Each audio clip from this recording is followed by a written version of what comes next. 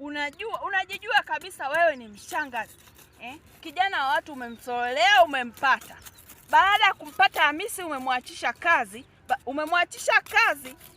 Hamisi umfuatilii, umsikilizi, unamdharau. Sasa kuanzia leo unajijua wewe kabisa ni mshangazi. Umembadilikia Hamisi. Aende wapi Hamisi? Sasa kuanzia leo wewe ni mshangazi, ukampende Hamisi, ukamthamini Hamisi na unyamazishe huu mdomo wako. Basi kuanzia leo mapigo yako ya moyo yaende mbio. Ukamsikiliza Hamisi. Kila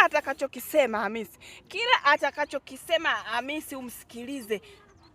Na kufukia na kufumba huu mdomo wako na kufunika hivi, basi ukanyamaze moja kwa moja.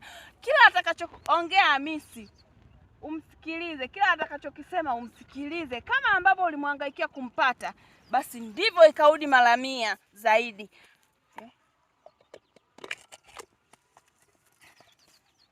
Ifanya wewe mjuaji. Ngoja tukuonyeshe kazi mambo yanavyoenda.